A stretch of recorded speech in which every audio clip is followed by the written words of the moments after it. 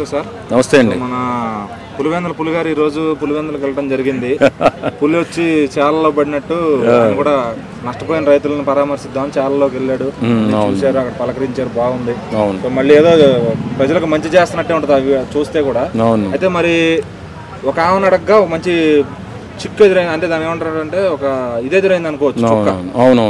ఏం క్వశ్చన్ అడిగాడంటే, అమ్మ సబ్సిడీలు రైతులకు బాగా వస్తాయని అడిగితే ఆ రైతు పని చేసుకునే ఆవిడ చెప్పింది అనమాట, మీ ప్రభుత్వంలో కంటే బాగా ఇస్తున్నారండి, పరిపాలన కూడా బాగుందని చెప్పింది.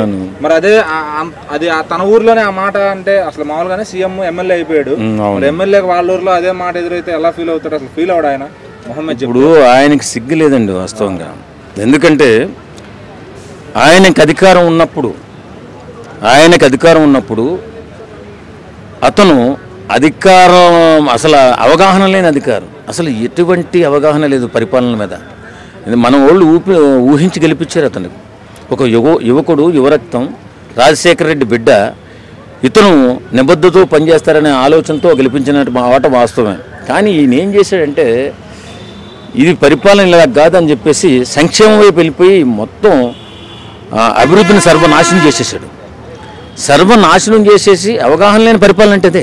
ఇప్పుడు సీనియారిటీ లేకపోతే ఇలాగే జరుగుతుంది అనమాట. అది కూడా సంక్షేమాలు కూడా చాలా దోపిడీ జరిగిన సంక్షేమాలు. అరగనోడికి ఇచ్చాడు, అవసరం ఉన్నవాడికి వచ్చాడు, అవసరం లేనివాడికి ఇచ్చేసి డబ్బునంతా ఆ దూరంగా దుబారా చేసేసి ఓట్లు కొనేసుకుంటున్నాను నేను, నన్ను 30 సంవత్సరాలు ఎవడో కదపలేడు అనుకున్నాడు. కానీ యువత ఎదురు చూస్తూ ఉంటుంది. యువత దేనికోసం చూస్తుంది? భవిష్యత్తు కోసం చూస్తుంది. భవిష్యత్తు ఎలా కావాలని కోరుకుంటుంది? మనకు ఉద్యోగం కావాలి, నేను పెళ్లి చేసుకోవాలి, పిల్లా పాపలతో హాయిగా బతకాలి అనే ఆలోచనతో ఎదురు చూస్తున్నటువంటి యువతని గొడ్డలు పెట్టిలాగా ఇతను సర్వనాశనం చేసేసాడు. గంజాయికి అలవాటు పడిపోవడం. అక్కడ కొంతమంది ఏమో ఏదో రకంగా బతకాలరా బాబు, చెట్టు పుట్టే అటు మద్రాస్కి, అటు బెంగళూరుకి, ఇటు హైదరాబాద్ పారిపోయి వచ్చేసారు. ఇంకా అక్కడే ఉన్నటువంటి కొంత యువత అంటే ఇక ఏమీ చేయలేని పరిస్థితుల్లో తాగుడికి, గంజాయికి అలవాటు పడిపోయి, డ్రగ్స్ కూడా అలవాటు పడిపోయి సర్వనాశనం అయిపోయారు. జే బ్రాండ్స్ అది తాగితే చాలా దుమ్మని సౌండ్ వచ్చేదట. అలాగే చాలామంది చచ్చిపోయారు తెలుసా మీకు? చాలామంది చనిపోయారు. అవన్నీ ప్రజలకు తెలుసు. ఇతను ఏదేమో నంగనాసి కబుర్లు చెప్పి నేనేదో సబ్సిడీ అడిగాడు అంటే ఏ ధైర్యంతో అడిగాడు? ఆయన బాగా ఇచ్చేసాను అంటే ఈయన్ని చూసిన ఆనందంలో, అన్నా నీ పరిపాలన చాలా బాగుందన్నా అని కన్నీళ్ళు పెడతారేమో అనుకున్నాడు. అలాగెందుకుంటుందండి? కూటమి ప్రభుత్వం నిబద్ధతతో పనిచేస్తుంది, రోడ్డు బాగు చేస్తుంది, అన్ని సౌకర్యాలు కల్పించి రేపు పొద్దున్న ఇచ్చినటువంటి హామీలన్నీ కూడా నెరవేర్చే బాటలు వేసుకుంటుంది. కాబట్టి కూటమి ప్రభుత్వాన్ని జగన్మోహన్ రెడ్డి ఎప్పుడు కూడా ఢీకొట్టలేడుగా. ఎందుకంటే అక్కడ పవన్ కళ్యాణ్ గారు ఓ పక్క నుంచి, చంద్రబాబు నాయుడు గారు ఓ పక్క నుంచి, లోకేష్ బాబు ఓ పక్క నుంచి, 3 పక్కల రాష్ట్రాన్ని కమ్మేసి ఎక్కడ ఏం జరుగుతుంది, ఏం చేస్తే రాష్ట్రం బాగుపడుతుందని చెప్పి అలా ప్రణాళికలు వేసుకుంటూ బ్రహ్మాండంగా ఒక విజన్తో పరిగెత్తుతున్నారు. వాళ్ళు చాలా కష్టపడి పనిచేస్తున్నారు. అలాంటప్పుడు వీడు వచ్చి ఒక 4 అరటి తోటలు పడిపోతే, 4 ఎకరాల అరటి తోట పడిపోతే ఆ అరటి తోట దగ్గరికి వెళ్ళి కూర్చుని రైతులను పరామర్శిస్తూ నేను 3 సంవత్సరాలు వచ్చేస్తా, మీకు ఎలా ఇచ్చారు పథకాలు అని సిగ్గు లేకుండా అడుగుతూ, ఎమ్మెల్యేగా పులివెందుల ఎమ్మెల్యేగా అక్కడ వాళ్ళకి కావాల్సిన సమకూర్చే బాధ్యత ఆయనకు లేదంటారా?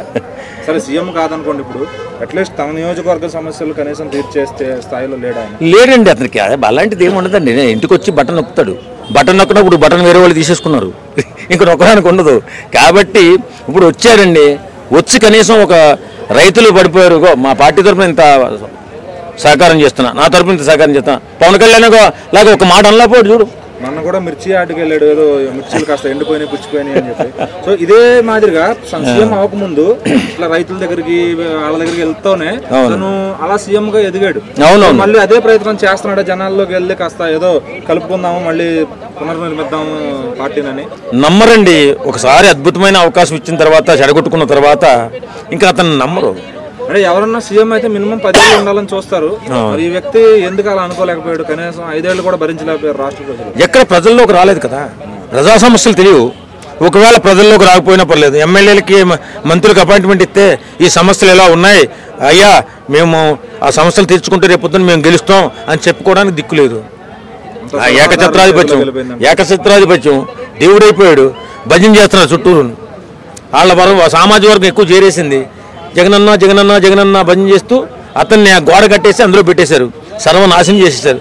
మరి జగన్మోహన్ రెడ్డి తప్ప వాళ్ళ ఆ గోడ కట్టేసిన వ్యక్తులు తప్ప తెలియదు, కానీ సర్వనాశనం అయిపోయాడు. జీవితంలో తెలుగు ప్రజలు జగన్మోహన్ రెడ్డిని నమ్మరు. నమస్తే అన్న. నమస్తే అన్న. మన పులివెందుల పులి జగన్ గారు అయితే అక్కడ పర్యటనకు వెళ్ళారు. నిన్న రైతులు ఏదో నష్టపోయారు, అరటి తోటలు నష్టపోయినాయి అని చెప్పి అక్కడ మరి ఆయనకు ఒక చొక్క ఎదురైంది.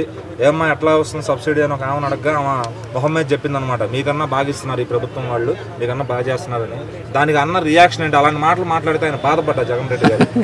అదే బ్రో, ఇప్పుడు అమ్మాయి ఎలా ఉంది ఇప్పుడు పరిపాలన అంతా అని అందరినీ పరామర్శిస్తున్నారు కదా, ఆయన స్టైల్లో పరామర్శిస్తున్నారు. ఒక ఆవిడ వచ్చి మీ పరిపాలన కంటే ఇప్పుడున్న పరిపాలనే బాగుందిలండి అని కౌంటర్ ఇచ్చింది. అదైతే పెద్ద కామెడీ అనిపించింది నాకైతే. సో అలాగే ఉంది ఇప్పుడు ప్రభుత్వం అయితే. వాళ్ళు చేసిన దానికంటే ఇప్పుడు కొంచెం పరిపాలన బాగుంది కాబట్టి టీడీపీ వచ్చిన తర్వాత దాని మీదే ఆమె కౌంటర్ ఇచ్చిందనమాట. అది సో ఇప్పుడు అలా నష్టపోయినప్పుడు ఎవరికైనా బాధ అనిపించింది. వచ్చి వీళ్ళ చేయలేదని ఇతను వచ్చి పరామర్శించడం, ఏదో ఇతను పరామర్శిస్తే నెక్స్ట్ ఇతనికి ఏదో ఇతన్ని సీఎం చేస్తారేమని ఆ ఉద్దేశంతో వచ్చి పరామర్శించాడు. అంటే బేసిక్గా ఇప్పుడు పులివెందులకు ఎమ్మెల్యే జగన్మోహన్ రెడ్డి గారు. సో ఇటు టీడీపీ వాళ్ళు చేయడానికి కూడా ఆయనకి ఆస్కారం లేదన్నమాట. సో బీటెక్ రవి గారికి మరి ఇక్కడ ఈయనే కదా చెయ్యాలి ఏదన్నా వస్తే. మరి ఆయన అసలు 4 నియోజకవర్గంలో ఉండడు, ఎప్పుడు ఇలాంటివి జరిగినప్పుడు వీడియోల కోసం వెళ్తూ ఉంటాడు. అదే ఇప్పుడు ఎమ్మెల్యే అక్కడ ఉండేది ఎమ్మెల్యే జగన్మోహన్ రెడ్డి కాబట్టి ఎప్పుడు వెళ్ళి పరామర్శిస్తూ ఉండాలి. కానీ ఎప్పుడో ఒకసారి వరదలు వచ్చినప్పుడు పంట నష్టం అన్నప్పుడెప్పుడో మిరపకాయలు ఎండిపోయినాయి నష్టపోయామని కూర్చొచ్చినాయని వెళ్ళి చూశాడు. ఈ రోజేమో అట్టి తోటలు నష్టపోయినాయని చూశాడు. అంటే ఇలాంటి ఎక్కడైతే లోపాలు ఉన్నాయో అక్కడికి మాత్రమే వెళ్తాడా, లేకపోతే అన్ని చోట్లకి వెళ్ళలేడా? అదే చిన్న చిన్న పచ్చిమిరకాయలు ఇలా పాడైపోయి నిమ్మ తోట చెదిరిపోయింది. తోడుగా ఉంటాడు, అట్టి తోటలకు తోడుగా ఉంటున్నాడు. గత 5 సంవత్సరాలకు ముందు రాకముందు కూడా అదే చెప్పి వచ్చాడు పాలనలోకి. 5 ఏళ్ళు ఎంత నష్టపోయామని చూసాం. మళ్ళీ ఇప్పుడు అదే కవరింగ్ చేసుకుంటా అందరినీ పలకరించుకుని మళ్ళీ అందరినీ కలుపుకుని గెలిచే ప్రయత్నం ఉన్నాడు అనుకోవచ్చా? అదే బ్రో, చిన్న చిన్న విషయాలకి ఇంటికి పోయి పలకరేయటం అది సరికాదు. ఏదైనా పెద్ద ఏదైనా నష్టపోయినప్పుడు పోయి పరామర్శించడం మంచిది. ఎంతసేపుకి పచ్చిమిరకలు కుళ్ళిపోయినాయి, టమోటాలు పాడైపోయినాయి, ఎండుమిర్చి పాడైపోయినాయి, టమోటాలు కుళ్ళిపోయినాయి, ఇలాంటి వాటికి పోయి పరామర్శించడం కాదు. పెద్ద విషయాలు ఏమైనా డ్యాముల విషయాలు కానీ, రోడ్లు వేపించడం కానీ, అలాగే ఏమైనా వరదలు వచ్చి కొట్టుకొని పోయినప్పుడు కానీ అలా పరామర్శిస్తే అది ఒక రకం. కానీ ఇది చిన్న విషయాలకు పోయి పరామర్శిస్తే నీకు నెక్స్ట్ ఓట్లు వేస్తారని ఆ ఉద్దేశంతో మళ్ళీ పాత స్ట్రాటజీ జగన్ పాదయాత్ర స్ట్రాటజీ పెట్టుకుని వస్తే మళ్ళీ గెలిచే అవకాశం ఉందా?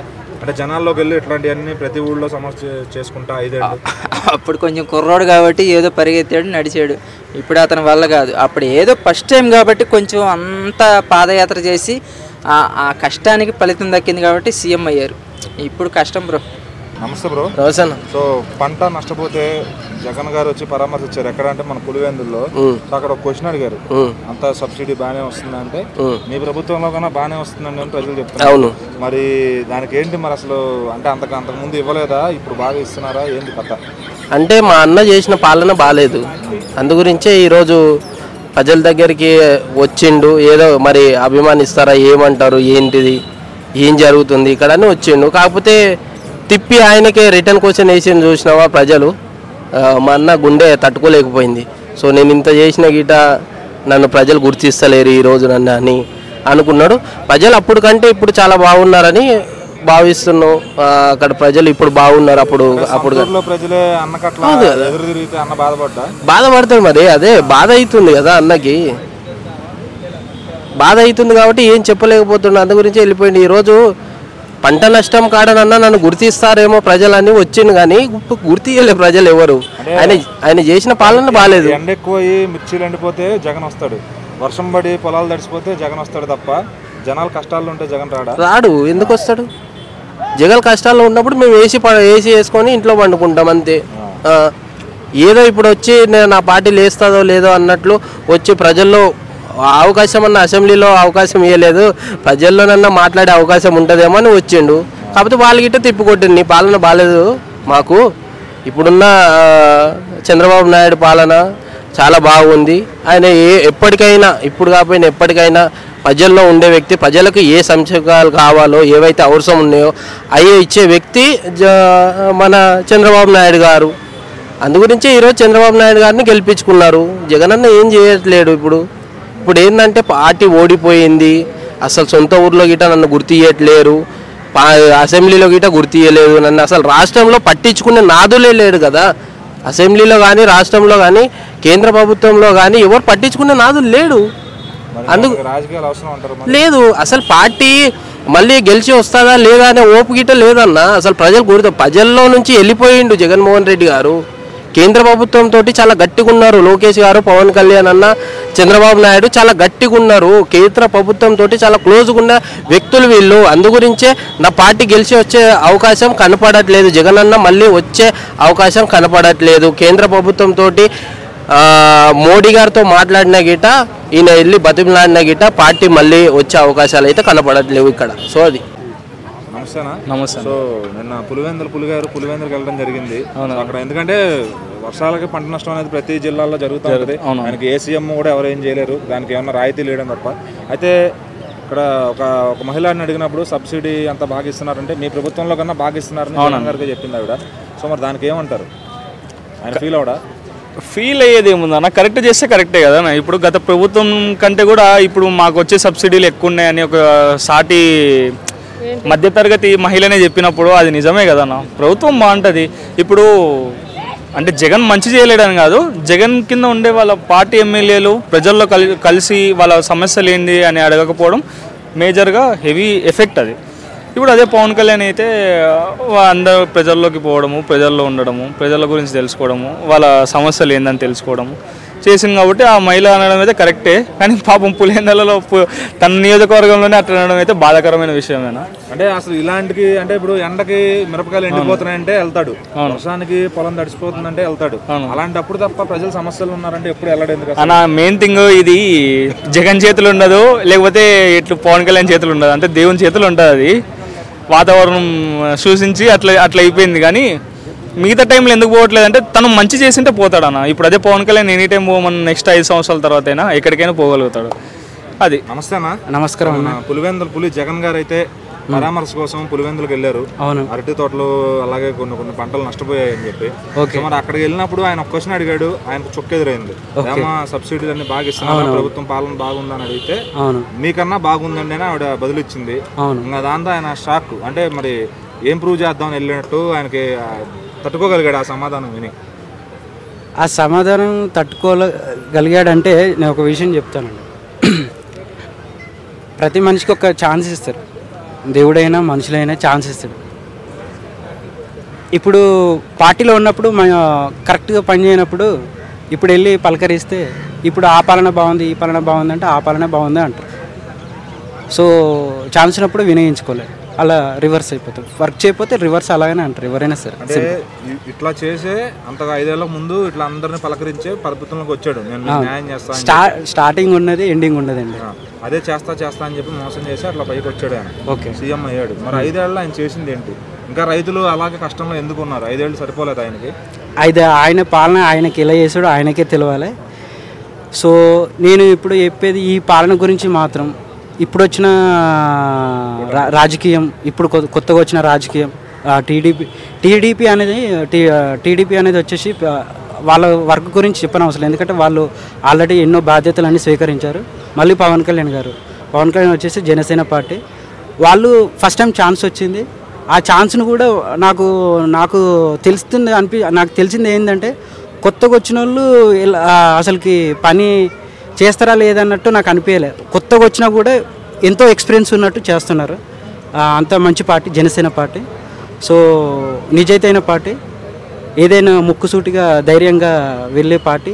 సో మంచి గొప్ప ఇప్పుడున్న జనరేషన్లో అలాంటి రాజకీయ నాయకుడు ఖచ్చితంగా కావాలి పవన్ కళ్యాణ్ గారు. సో మేబీ నెక్స్ట్ సీఎం 100% అవుతారని నేను కోరుకుంటున్నాను. ఇలా చేసుకుంటూ వెళ్తే జగన్ కన్నా గొప్ప స్థాయి దేశవ్యాప్తంగా పవన్ కళ్యాణ్ గారికి లభిస్తుందా? డౌటే లేదు. రాజకీయం అంటే ఏంటండి? ప్రజారాజ్యం, జనసేన మొత్తం ఇట్లా ఇందులో జనాలు వచ్చింది. రాజకీయం అంటేనే జనాలకు సేవ చేయడం, అది ఉంటే సరిపోద్ది. ఆ రాజకీయం ఎక్కడైనా టాప్లో ఉంటుంది. రాజకీయానికి ఏ పేర్లైనా ఉంటాయి, కానీ అదే ప్రజలకు చేసే రాజకీయం ఉంటే అది మనుషులు ఉన్నా లేకున్నా ఆ పేరు జీవితాంతం నిలిచిపోతుంది. సో అలాంటి రాజకీయం ఇప్పుడు ఉన్నది జనసేన. సో ఇంకా చాలా చాలా గొప్ప కార్యక్రమాలతో ముందుకు వెళుతుంది. సో ఈసారి మాత్రం ఏపీ ప్రజలకు నేను చెప్పేది ఏంటంటే మంచి పని చేశారు, చాలా గొప్ప పని చేశారు, జనసేనకి వేశారు. జనసేన అనేది ఇట్స్ ఎ సేఫ్టీ. నమస్తే అన్న. హాయ్ అన్న. మన పులివెందుల పులి జగన్ గారు అయితే ఈరోజు పులివెందులకు వెళ్ళి పర్యటనకు వెళ్ళారు. అక్కడ పొలాలు రైతులు కొంత నష్టపోతే అక్కడ ఏదో చూద్దామని వెళ్ళాడు అనమాట. వెళ్ళిన తర్వాత అందరూ తనకి దేవుళ్ళలాగా కొలిచి మాట్లాడతారు అనుకుంటే ఆయనకు చొక్క ఎదురైంది. ఏమ్మా సబ్సిడీలు అట్లానే రైతులకు కావాల్సినవి వస్తున్నాయి అంటే మీరు ఇచ్చిన దానికన్నా ఈ ప్రభుత్వం బాగా ఇస్తుందని చెప్పింది ఆవిడ. సో అందరూ కూడా అదే అనుకోవాలి, ఎందుకంటే జనం కూడా సంఖ్య తగ్గిపోయారు ఆయనకున్న బలంగా అంతా కూడా. మరి డిసప్పాయింట్మెంట్ ఎవరంటారా జగన్ రెడ్డి గారు? తప్పకుండా అండి, డిసప్పాయింట్ కాదండి. ఆ పార్టీకి ఇప్పుడు తాళం వేసుకొని మూటముళ్ళ చదువుకొని లండన్ పోవాల్సిన పరిస్థితి వచ్చింది. అతనితో పాటున సొంత అమ్మ కానీ చెల్లె కానీ విజయ్ సాయిరెడ్డి కానీ లేకుంటే ఇప్పుడు సజ్జల గారు కానీ ఇంకెవరు కానీ ఇప్పుడు కొత్తగా విడుదల రజనీ మీద కేసు అవుతుంది. ఇప్పుడు అంతకుముందు బల్లభనేని వంశీ గారి మీద అయింది. ఇప్పుడు రేపో మాపో కొడాలి నాని మీద అవుతుంది. ఇప్పుడు చాలా మంది పోసాని గారి మీద కానీ అనేక మంది వ్యక్తుల మీద కేసులు అవుతున్నాయి. ఆ పార్టీ జెండా ఎత్తేయడం అయిపోయింది, ఈ ఒక జెండా ఎత్తడమే మిగిలింది. ఆల్రెడీ ఇప్పుడు మొన్న చూసినాను పార్టీ నుండి ఒక రాజీనామా చేసినట్టుగా కూడా చూశాను. మన అవును, అది చాలా పార్టీ మూసుకునే పరిస్థితి వరకు కూడా వస్తుంది. చాలామంది ఉన్న సభ్యులను కాపాడుకుంటే అదే ఎక్కువ అవుతుంది. ఇప్పుడు ఆ మహిళ అన్నది ఏంటంటే గత ప్రభుత్వంలో కంటే ఈ ప్రభుత్వంలో మెరుగ్గా అనిపిస్తుంది పరిపాలన అన్నది. సో ఒక అన్నం ఉడికిందా లేదా అనేది ఒక మెతుకుని బట్టి చెప్పచ్చు. అదేవిధంగా ఆ మహిళనే ఒక ఉదాహరణగా ఒక చెంపపెట్టుగా భావించి ఇప్పటికైనా గతంలో కష్టపడిన నాయకులందరినీ తిరిగి కూడగట్టుకొని మళ్ళీ వాళ్లకు న్యాయం చేస్తానని భరోసా కల్పించి మళ్ళీ తిరిగి కనుక ప్రజల్లో మళ్ళీ పాదయాత్ర చేసే ఉంటే కనుక మళ్ళీ జగన్ గారికి కొంతవరకు స్పేస్ ఇచ్చే అవకాశం ఉంది.